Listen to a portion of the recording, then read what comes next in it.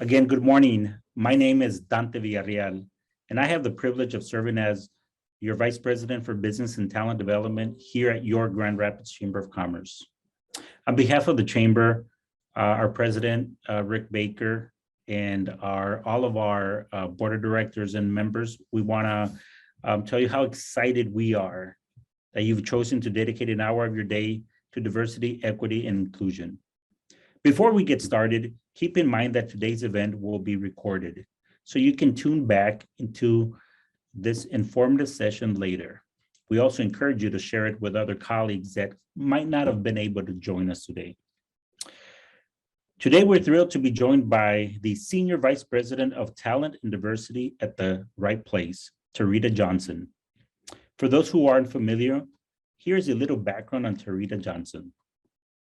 TaRita has vast experience with talent acquisition, development, and management, diversity, equity, and inclusion, sourcing, recruiting, and retention professional with a demonstrated history of successful leading, strategizing, building, and developing dynamic teams. She is a public speaker with certifications in cultural competence, unconscious bias, behavior-based interviewing, and DDI targeted selection. Currently, TaRita is pursuing a doctoral degree with dissertation focused on women in executive leadership and how they leverage their culture and emotional intelligence to inspire, innovate, and create positive change in their organization, clientele, and other key stakeholders. We are looking forward to learning more about the intersection of gender and race and diversity, equity, and inclusion. Hi, it is an honor to be here today, and I'm going to share my screen.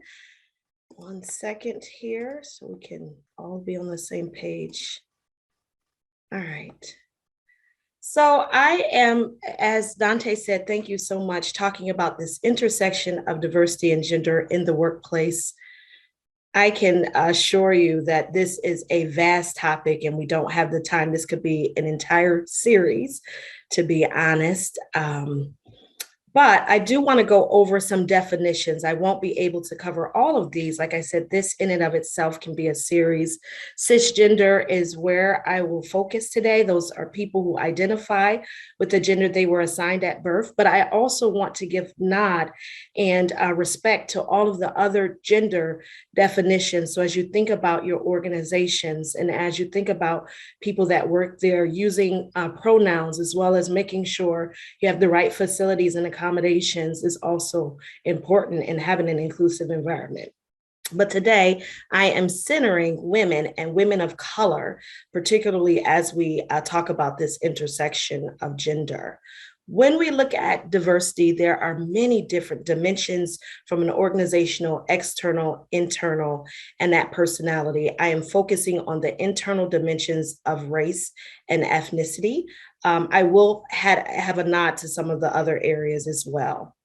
So I'm going to start off with a little demographic overview of Grand Rapids so that you can see what our population was noted in 2021. This looks at the entire year, our total workforce, those employed and our unemployed. And I want you to really pay attention to the unemployed, over 19,000 unemployed. As you drive around today, as you go to a restaurant, in every layer of the talent space, help is wanted. So this is a critical issue today, not only in Grand Rapids, but across our country. And so the diversity by industry in 2021, I thought this would be interesting to look at where are folks in Grand Rapids. And this is not an exhaustive list, but it does have some of the key lists. I have highlighted in red some of those things that really stood out where we see diversity in this: agriculture, administrative support and waste management, accommodation, and food services. When we look at gender, where are the women here in Grand Rapids working? We see a lot in the retail space, finance and insurance, administrative support, and healthcare and social assistance. When we look at unemployment for 2021, and this looks at it for September of 2021. So when I show that earlier side of the 19,000 unemployed, that's looking at the entire year of 2021. This is looking at that month of up to September 2021. So we look at the male and female split is pretty similar. But when we look at race, look at Black or African Americans. So we have the total population there, and then about 28% unemployed. We also see large numbers in the white population, but there's a lot more white folks here. So that percentage is also very high, though, 68%. We're also looking at our Hispanic and our Latino population. So this is really, really important when we think about talent and who's in our community, who's working and who's not. And as I talk about folks that have left this workforce. When we look at women in the workforce here from 2001 all the way to 21, you'll see that it was steadily on the rise, but you'll see that dip when this pandemic hit in 2020.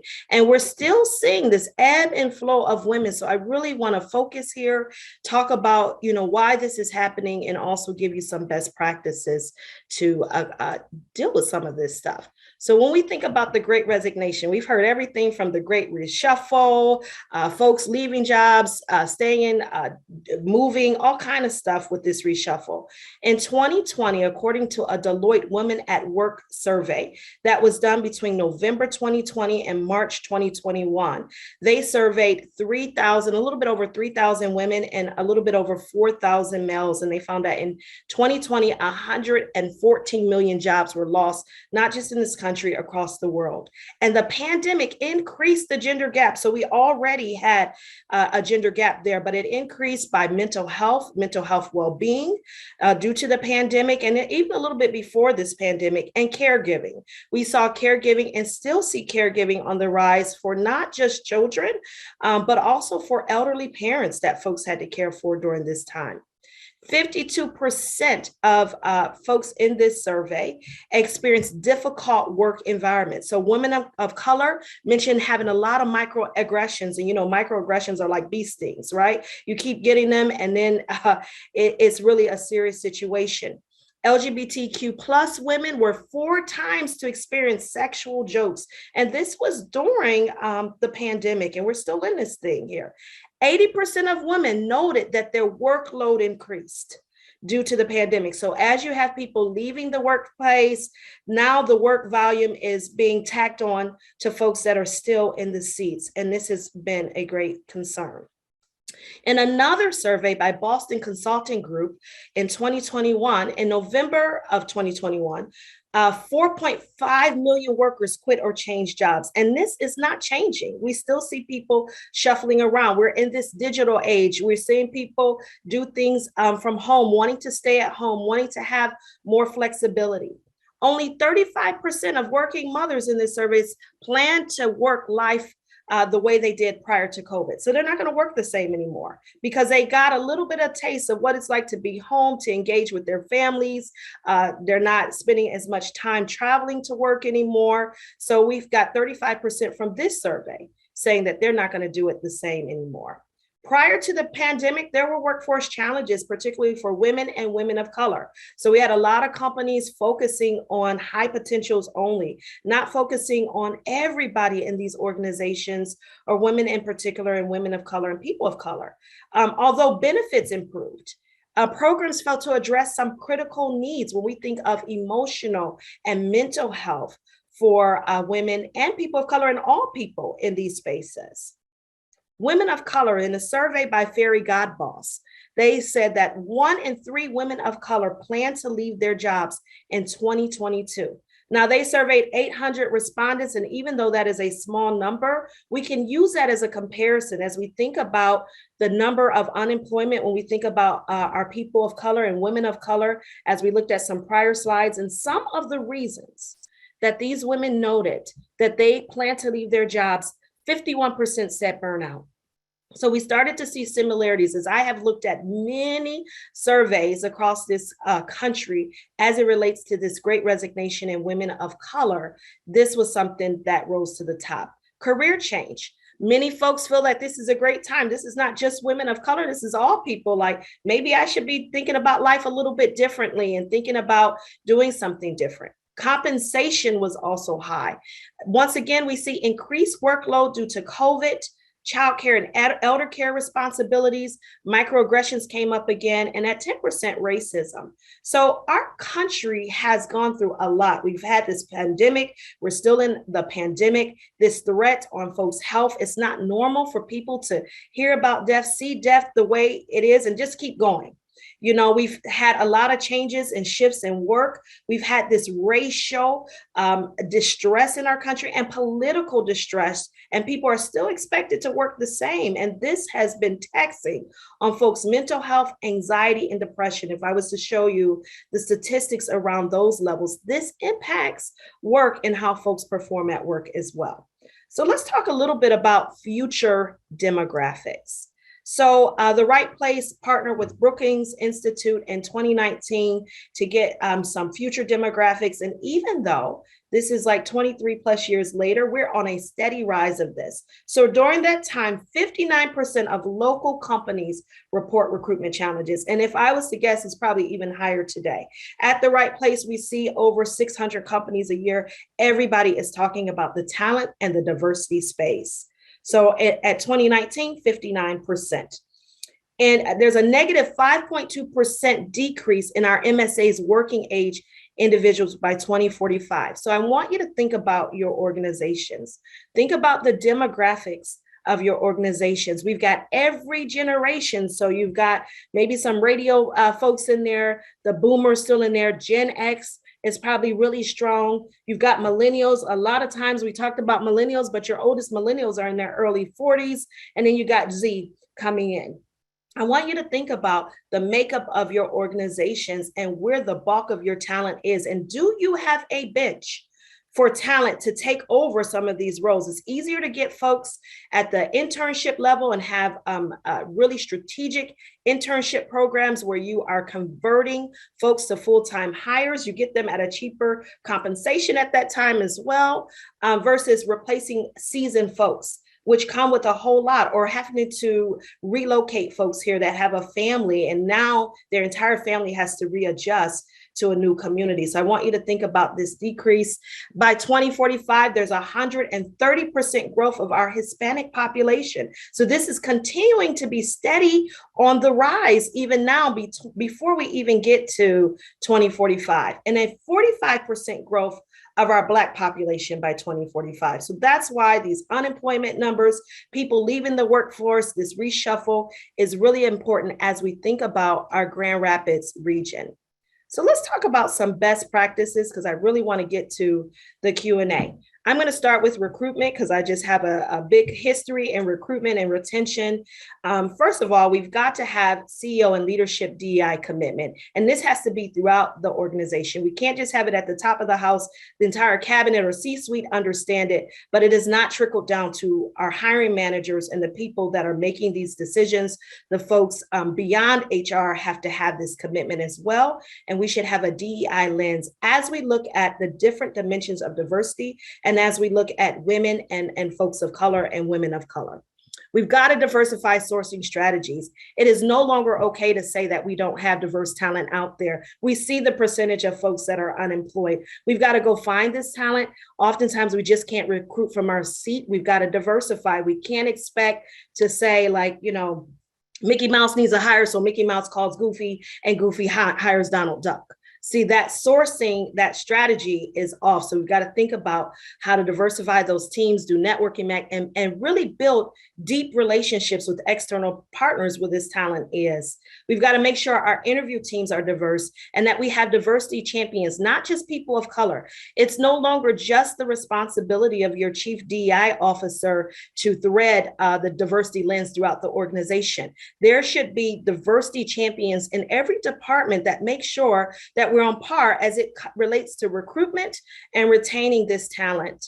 Training hiring managers and interview teams is critical. Every time you do a search, I don't care if somebody said, I had people say, I've been interviewing for 30 years. What you gonna tell me? And once again, interviewing is a skill. And so we've got to train people to interview, and we all have biases. So we've got to be aware of these unconscious biases that we have. We've got to be more informed on cultural competence and intelligence. I'm a big fan of behavioral-based interviewing, and we have to make sure that our interview processes are efficient and effective. So this means I can't have people applying in the ATS and they don't hear back for weeks on end, and we're in a talent world right now. It is very competitive. So we've got to get back to people on time. We've got to make sure that our applicant tracking systems are efficient, but also our recruiting team and our hiring managers is not just your recruiting folks. We all play a role in making sure that we have the best process. We need to eliminate barriers to entry.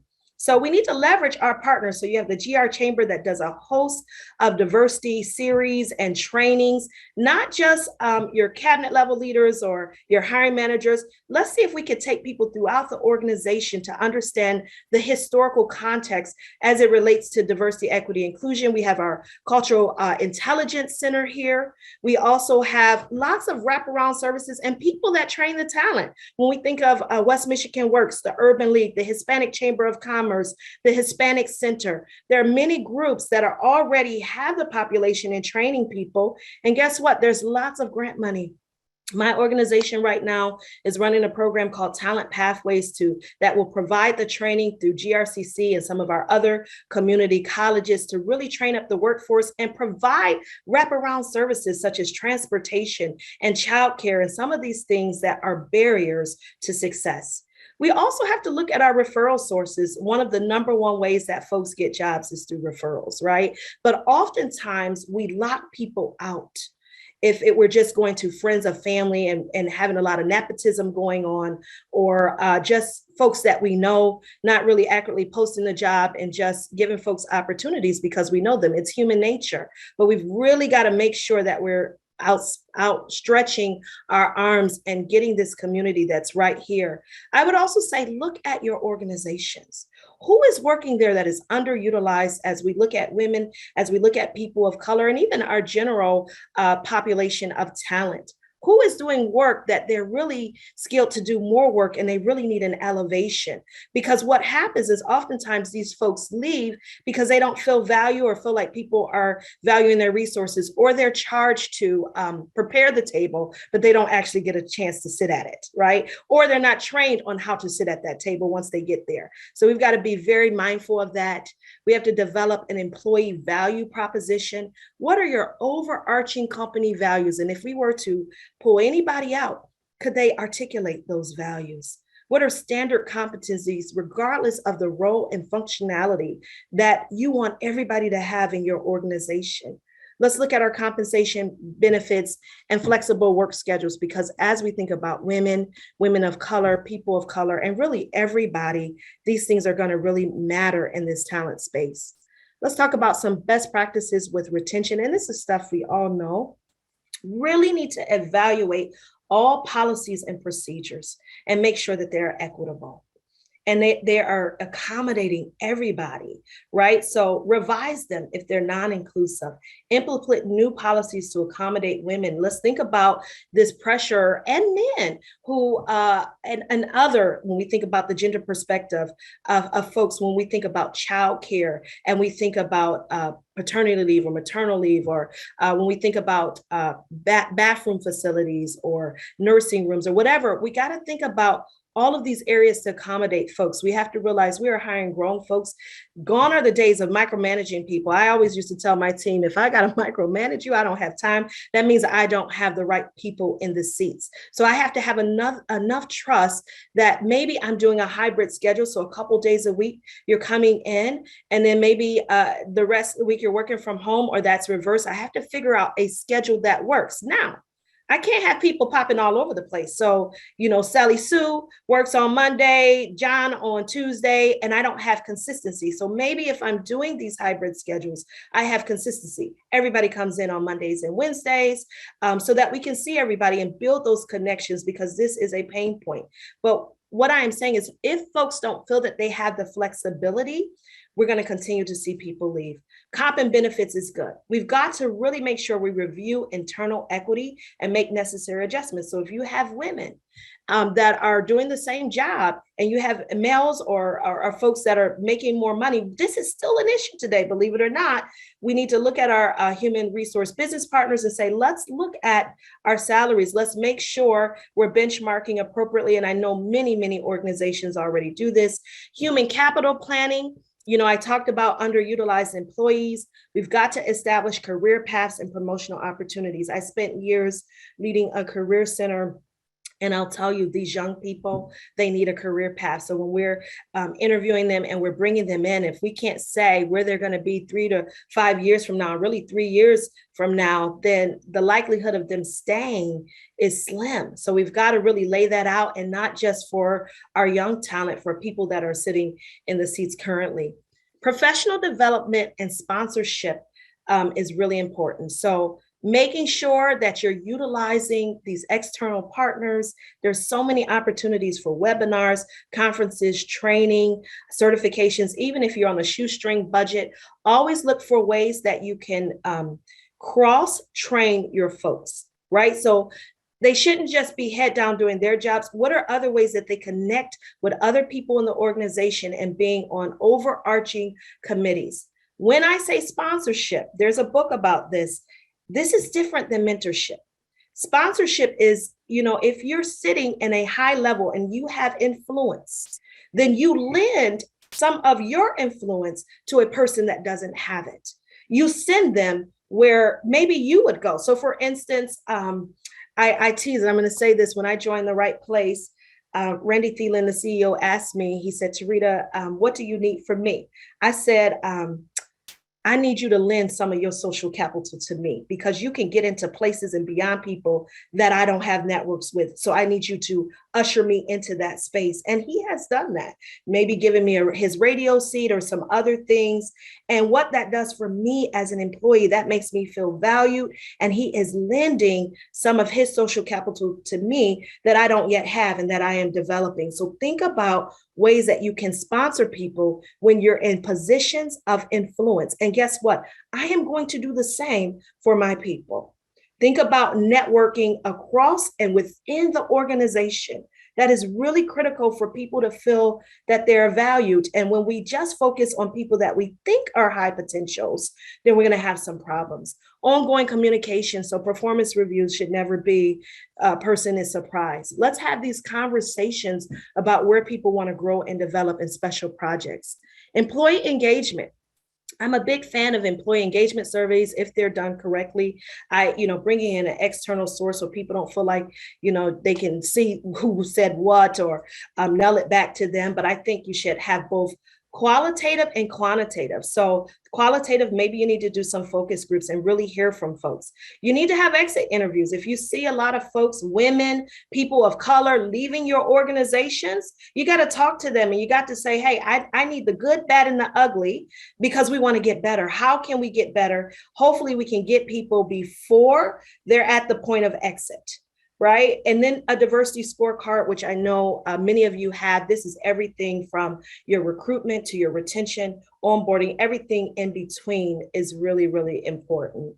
And so culture is really big. Tomorrow, our Hello West Michigan team, if you all are interested, is having an annual meeting, and we're bringing in a culture specialist. He wrote a book called Culture Innovation. I really want to push that because culture is huge. So what does your culture look like? So when we're trying to recruit people and keep people, if something is wrong with our culture, we're not going to make it. So some of these things I've already talked about, but you want to look at the full employee life cycle.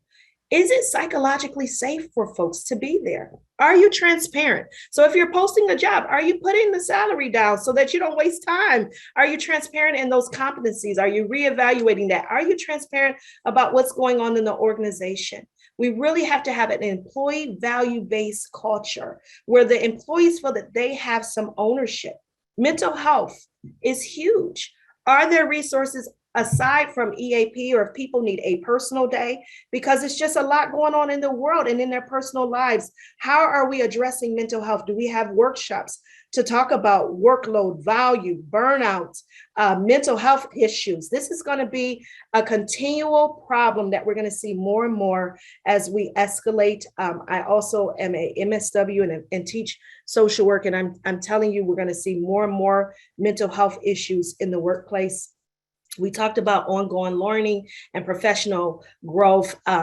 People should have the ability to be oneself. And we've got to eliminate silos or the concept of centering the majority. And I'm going to say this, and I don't mean this in offensiveness, but we can't just center whiteness or white culture. We have to be inclusive of all cultures. So I'll give you an example. Not everybody does the same stuff or grew up the same way, so it's kind of like the sweet potato pie and the pumpkin pie thing, around Thanksgiving. So you may have, and I'm gonna tell you, my sister, she makes the pumpkin pies, but I will tell you, a lot of, in Black culture, we make a sweet potato pie. We're not making pumpkin pie. Now, this is just a joke, and I'm not trying to stereotype, but it is true. When we get into these environments and we think that everybody has grown up the same way we are, and we're talking in a way, what it can do is hinder people from being their authentic selves. So we have to learn how to center other cultures and learn about other cultures, because everybody doesn't come from the same place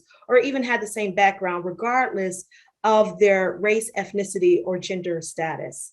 We have to make sure that our environments are inclusive and equitable. And we've got to look at this work-life balance or integration and flexibility. So, for instance, if you're working in manufacturing and the people have to be there all the time, maybe you adjust schedules. So it's a 9 to 3 schedule so they can pick kids up from school, drop them off to school, or if there's kids' doctor's appointments, the flexibility in work life, and long as you have the mindset that I know folks are going to get the work done, the more flexible we can be, the better our work environments will be. We have to make sure that we're enhancing people's emotional, social, and intellectual capital. So emotional intelligence is really, really huge. I often say this is the thing that separates leaders from others. We've got to be aware of the emotions of our employees, of ourselves, and our triggers and how we operate. You can't say everything that you think all the time. Or have we created a culture that I can still be myself, I can still be authentic, but I have also helped people to be professional in these cultures. So I have a lot to say about all of this. I'm going to stop talking. As I said, as you talk about the intersection of diversity in race and gender, it's huge. And it could be an entire series. I could do a whole week on this. Thank you so much. I am going to stop now and open it up for Q&A.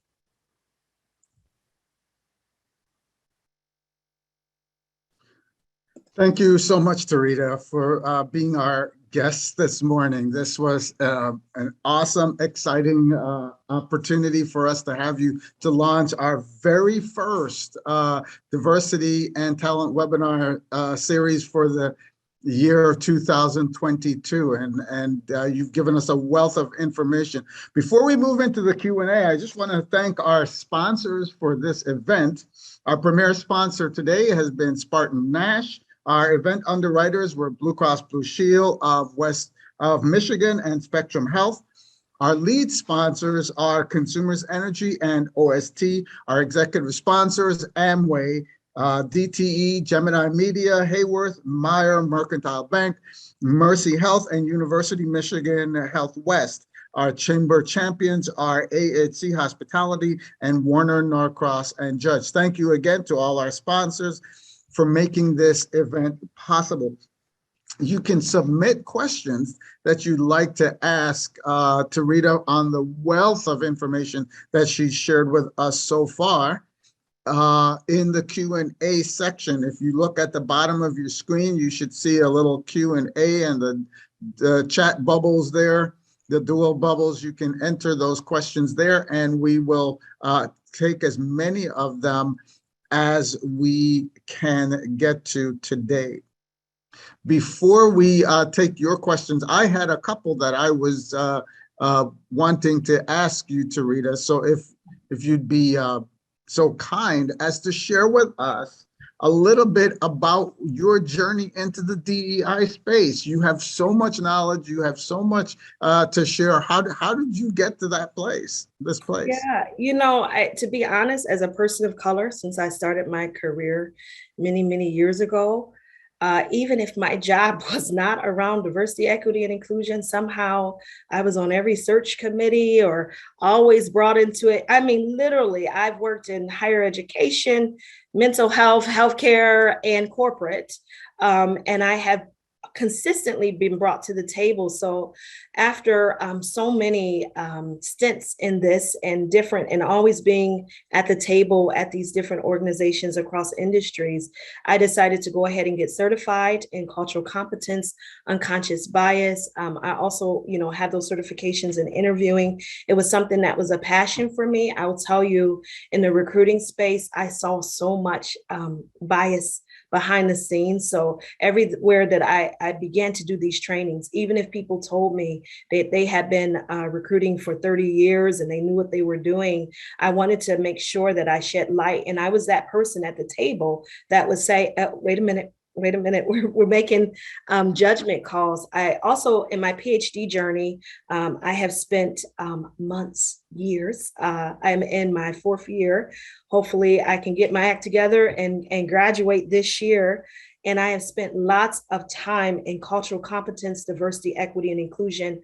I have a massive list of resources. So when I speak to some terms, I have to be a little bit careful because I know everybody hasn't read all of that or spent as much time in that. So I live in this space. I live in the statistics. I live in a wealth of resources because I'm writing about it and researching it.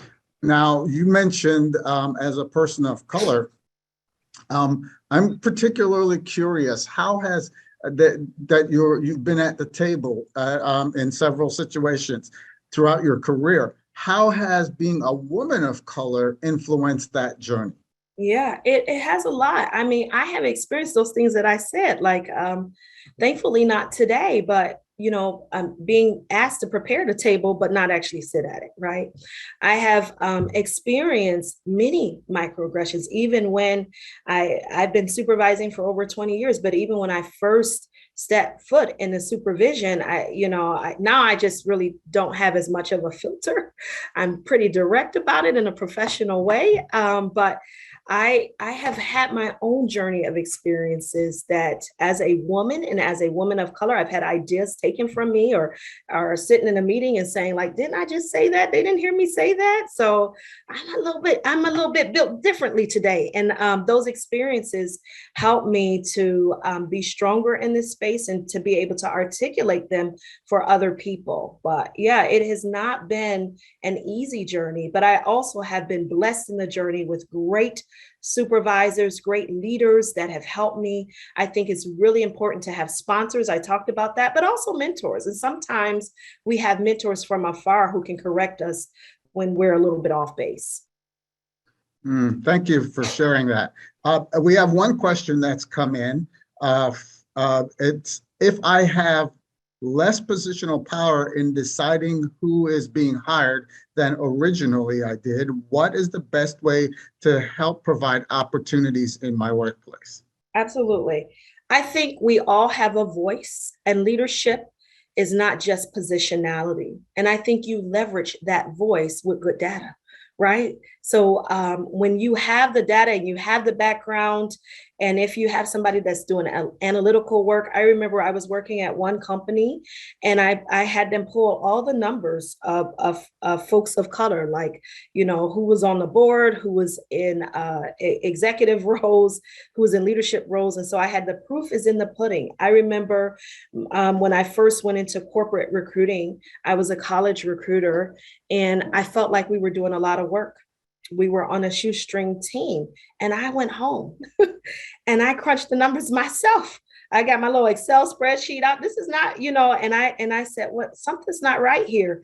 Like, and I started to show the diverse reports. Like, this is the number of people that have been interviewed. These are the people that have been offered a position. So you have power in your voice. So leverage that voice, but back it up with data as much as possible. And if you want more guidance on how to do that, feel free to email me, and I will help you through that.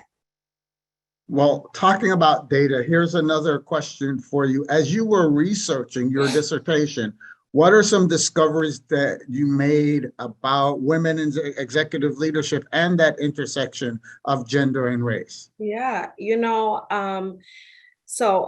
this balance between work life and this caregiving piece, no matter how high up folks seem to get, this continues to be an issue.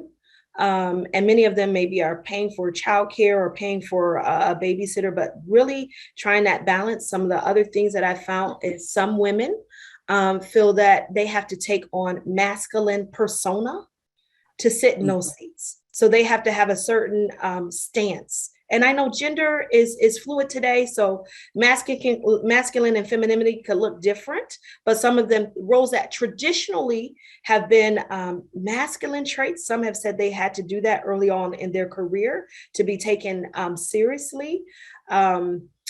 So gender, I mean, we still have issues around gender. I've also had some women, I did a research study called the Queen Bee study with a research team. This is outside of my dissertation recently, and I presented at an international conference on this, and we interviewed 24 women, and we interviewed a lot of 12 of them were executive leaders, and then 12 of them were aspiring to be in the executive space across diversity.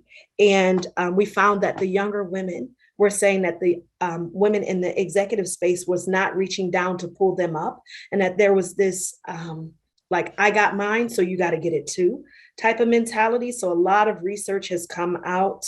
We're still dealing with some of this. We're still dealing with, some folks said that they got more support from men in the role, or they received the same criticism that they received from males that they did from women. So lots of fascinating research just from that Queen Bee study alone.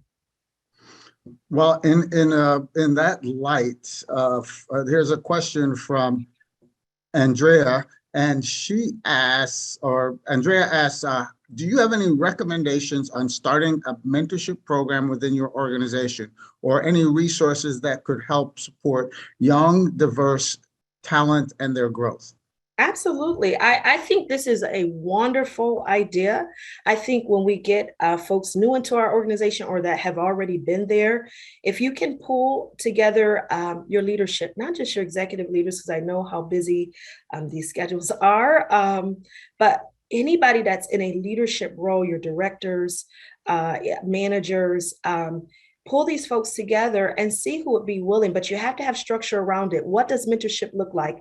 Are we going to lunch once a month? Do we have a set agenda? Are we talking about how to grow your career, talking about challenges? I would even have something where you had a panel of these women at your organization speak to these folks in more of a informal setting, but having a panel where they could share their experiences and then doing some pairing, but making it realistic for people's schedules. Like I said, maybe it's a once a month thing, and just having somebody that can support them on their career journey, that could also, I talked about the sponsorship. There's a book called Find a Sponsor, Not a Mentor. So we can use those terms interchangeably, but I said sponsorship looks a little bit different. So this person also is introducing this person to somebody else, or if they have positional authority, putting them on committees that maybe they didn't even think they could be on. I am a big proponent of having some sort of mentorship program on the job.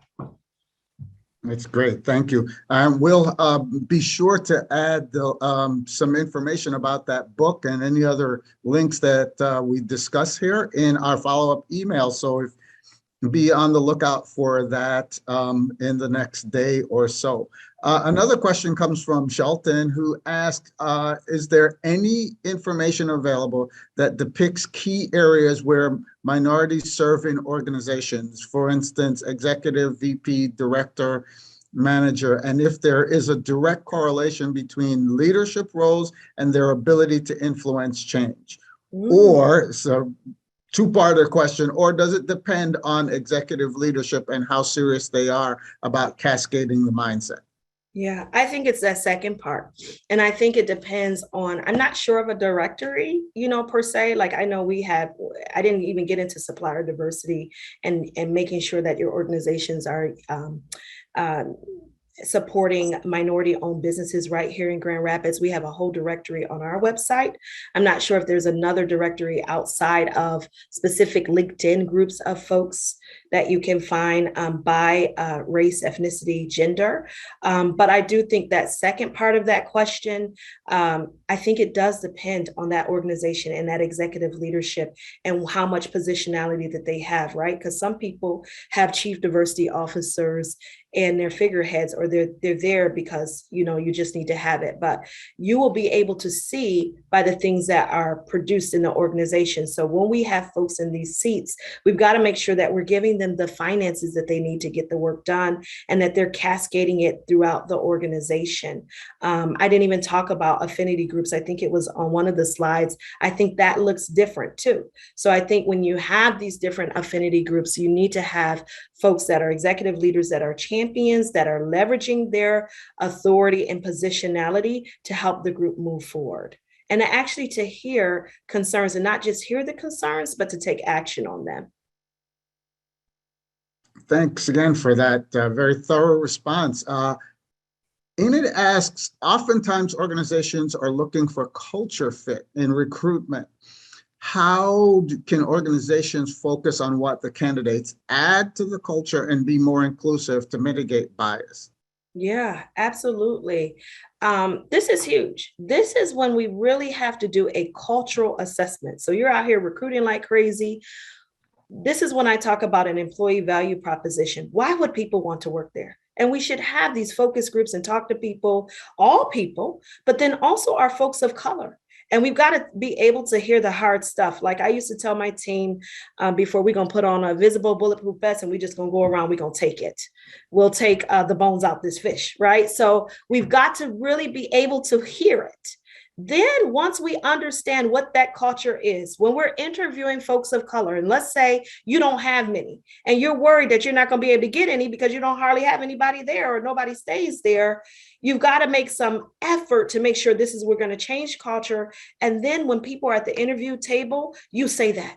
You say, we've done some assessment. These are some of the things that we're doing. We want to bring you in so that you can add value. And out the gate, you got to allow these people to add value. You've got to amplify folks of color and women. You've got to amplify these voices because oftentimes they are not amplified.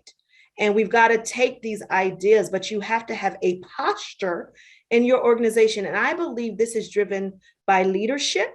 And as folks are interviewing, I used to tell folks as I trained them to interview, it is mutual, and everybody that you meet carries that culture in that organization. So if you put the wrong people interviewing and they're negative Nellies, or they're not trying to see the changes that you're trying to do, then they are really destructive to what you're trying to do when you bring in diverse talent.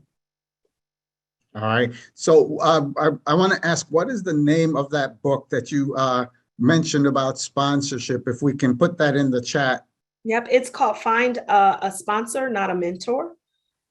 And I can also send you the author and everything. I don't have it right by me now, but.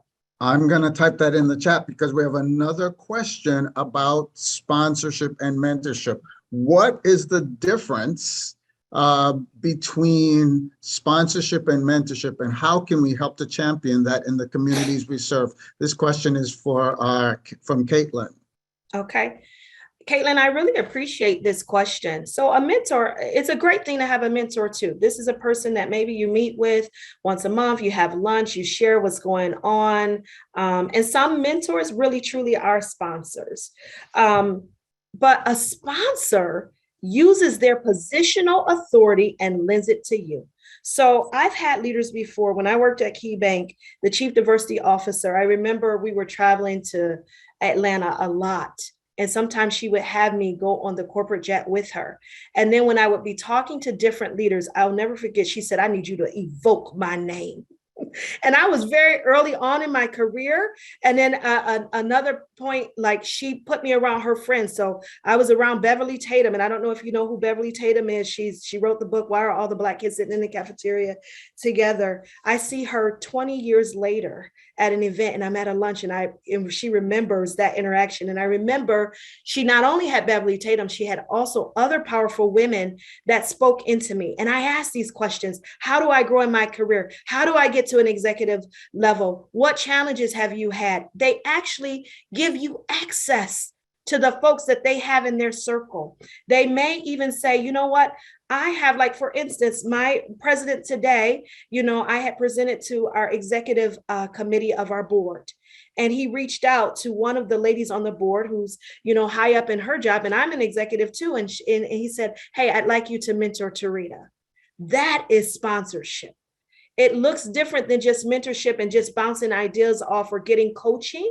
It's coaching plus taking your accessibility so that you're lending it to somebody else so that they can unlock some doors for you. They send you, after they have helped you, trained you, coach you, or if they think you're ready, they send you in places or take you with them in places that maybe you wouldn't have been able to go to. Right. I see that. I've experienced that a lot around here at the Chamber, as our CEO, Rick Baker, makes constant introductions of me into groups that he's a part of, and really allows me to be making those connections in his circle of influence. We have another question someone asked, do you think it could be beneficial to utilize outside resources to bring in more diverse talent and improve retention, or is it better to stay within the organization? It's both and. Sometimes you don't have the competency in the organization. So, when it comes to diverse recruiting, I have done a lot of that. Sometimes folks don't know how to do it. So sometimes you have to get external folks, but you got to be able to vet them well to make sure that they can deliver on that. Sometimes you need outside, like I said, when it comes to engagement surveys, or if you're doing a survey around diversity, equity, inclusion, you may need to leverage some outside help. But you also got to fix what's going on the inside. It's kind of like, if we have a lot of problems in our family and then we're going out helping everybody else, but our own place is a mess. We got to fix that. We got to deal with that. So I say it is a both and it depends on the resourcing that you have and the commitment that you have from leadership to do that. I would get people like in the past, I've gotten my entire team trained on the IDI so that they could see what they are. It's the Intercultural Development Inventory. I also put some of them through cultural competence training. I've sat through the chamber training for the Healing Institute of Racism and many, many other things. Like, if people don't understand the history, they'll have these mentalities like, everybody should be able to pull themselves up from their bootstraps. I hate that statement. That's not true, because we all don't start the race at the same time. So I know you guys seen the picture with the fence and the people standing on the fence and looking over at the field. We've got to move the fence. We've got to make sure that it is equitable and inclusive, but we've got to educate people. I can't come in here and start the presentation and being like, white privilege. You all may look crazy because I don't know where you're at in this space. So I've got to make sure that I'm educating people so that they understand the historical context of diversity, equity, and inclusion so that we can really move forward. So that training also includes that. Another quick question here. How important is it to that sponsorship and mentorship not be about age or professional level? In other words, how do we include younger people in that mentorship and sponsorship process? Look, I'm gonna tell you, I got some young mentors that they said I was mentoring them. They mentoring me too, because they understand the technology, they understand some spaces, and they have access and resources in this digital age that I don't know about. So they help me. So there is also something called reverse mentoring. So it doesn't always have to be based off of age, but positionality is important, right? So if we're talking about, so you need to have mentors and sponsors. Sponsors are leveraging their access and giving it to you. Mentors are walking alongside you in this journey. They're coaching you. They may have had some experience, and a mentor could be anybody, depending, you could have a wealth of information. So we never want to say that there is a parameter on age. Reverse mentoring is critical, right? So, and then mentoring, it doesn't have to, it should look across the board, right? So just because I'm a woman of color, absolutely, I want to mentor other women of color, but it's not just that. I may mentor white men or they may mentor me. I need all of that capital going on so that I can expand my network and my reach, if that makes sense. Absolutely. Now, in your role at the right place, you're in the right place as in a VP role. What you have a lens, you're able to, a perspective that you're able to see a lot of things that are going on in the DEI space. Where do you see the greatest challenges and the greatest opportunities moving forward? I think we really, talent is going to continue to be a challenge. I think we've got to get over West Michigan nice, right? I think that's a challenge. I think we've got to get over, we've got to learn how to be inclusive, not just on the job, but in the community. So I'm transient, but I've been here a long time. How do we truly embrace people that come from different places, that have different cultural backgrounds, and keep them here? I cannot tell you the number of people of color that I have recruited here or was friends with that have all left here because they don't think this place is for them. So we've got to figure out, how do we extend our arms and be embracing? It's not just about the people on the job, and I've made good connections at the job. That is very important. But what does my life look like outside of the job? What does it look like in the school districts if I have kids? What does it look like for them? I think that is our biggest challenge, is making this region truly inclusive and having opportunities for people to connect across industries, across demographics, to really get together and build deep foundational roots so that they want to stay here, even people that are from here. To me, after I have gone around and I met with so many wonderful people, there are great people here doing diversity, equity, and inclusion work. And my goal in the right place is not to replace that or be duplicative in efforts. Mine is to be a brand ambassador and then have our own stuff as well, but to work together and not be in silos. I think we need to do that more in this space. And it is not just the job of people of color. We need everybody to lock arms and say, we need to change some things in our community. We need to make sure that this economy is a thriving economy for everybody, eliminating barriers. So I'm very thankful for all of the grants coming down from the MEDC, but we got to make sure that the money gets in the right hands. When we talk about our partners like the Urban League and the Hispanic Center and Hispanic Chamber, when we talk about specific diverse groups, let's make sure that they have the funding to do what they need to do to keep people here and get them the resources that they need for our organizations and for our community. And it's exciting to be in this kind of a partnership situation with you, and to have you come in this morning to kick off our first diversity and talent webinar series, especially in Black History Month, as you are a mover and a shaker and taking us up into new heights in this work in the region. So I want to really, really thank you for coming in and being a part of this morning, TaRita. If there are any other questions, this is your last opportunity to get them in.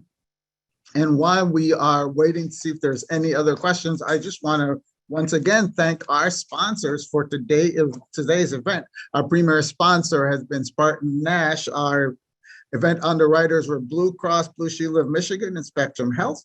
Consumers Energy and OST are our lead supporters, and our executive sponsors have been Amway, DTE, Gemini Media, Hayworth, Meyer, Mercantile Bank, and Mercy Health, and the University of Michigan Health West. And our chamber champions are AHC Hospitality and Warner Norcross and Judd. TaRita, I just really want to Thank you again. I was so excited when you agreed to do this today, and you haven't let us down in one bit. There's so much information that you've shared, and I really appreciate you coming and sharing your wealth of knowledge and experience with us. I would invite all our participants to give just a virtual thank you to our presenter today, soon to be Dr. TaRita Johnson. And we want to thank all our participants for coming in today. My name is Andre Daly. I am the Director of Inclusion here at the Grand Rapids Chamber of Commerce. Before we tune off and sign off today, I want to just let you know a little bit more about some things that are coming up at the Chamber. Today at 11:15, we have the first of the year Create Great Community Athena Leadership Forum at the LIT. So you can please, if you are interested in Athena, check that out. There should be a link posted in the chat in a second. On Tuesday, February 22nd, I will be leading our first ever webinar series called The Inclusion Solution. And it's a web series for dynamic virtual networking, information sharing. It is a free series for you to just learn more about what are some of the leading edge concepts that are coming up in the diversity and inclusion space, and to network, share best practices together as a community. As TaRita said, we need everybody involved in order to make this happen. And we need to not just talk about it, but to come up with positive solutions to those issues around talent and retention from using a diversity lens. And so I'll be talking and leading today on the 22nd, this first one in our Inclusion Solution web series about how to apply change management to DEI change.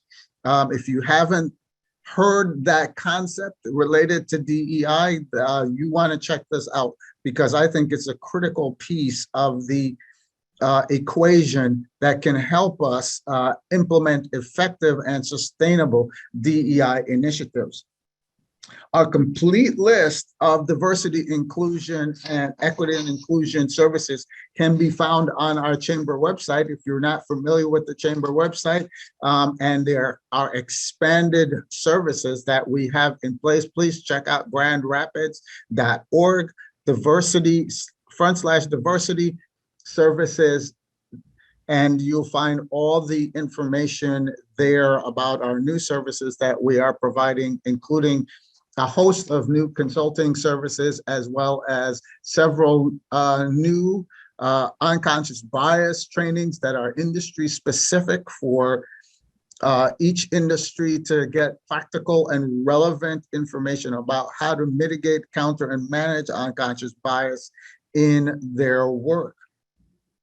Lastly, if you need any more information about any of this what you've heard here, don't hesitate to reach out to myself or our program manager, inclusion program manager, Emily Smith. And I heard TaRita say that you can definitely reach out to her at the right place as well. You will receive a survey after today's event asking you to rate your overall experience. And if you would do that, it helps us to improve how we develop and deliver our programs and services here at the Grand Rapids Chamber. So your feedback is important to us, and it allows us to really continue to move the needle forward and become better at what we do. So please take a few moments to fill out that survey. And it's a scale of 1 to 10, 1 being the lowest possible score and 10 being the highest possible score. So we want to invite you and encourage you to please fill that out so that we can get that information and continue to improve.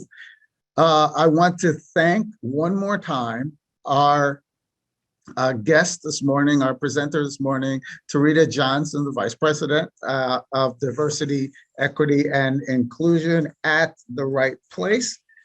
And I just want to thank all our sponsors And thank all our participants today for being a part of our first series of the year. And we look forward to seeing you again next quarter for our next series in this event, in this series, where our guest, our presenter will be Dr. Ray Ann Booker. Hope you all have a great rest of your week as we're kicking off the week here, and continue to build, let's continue to partner together to create great inclusion and build a thriving and prosperous West Michigan for all. Have a great day, everyone.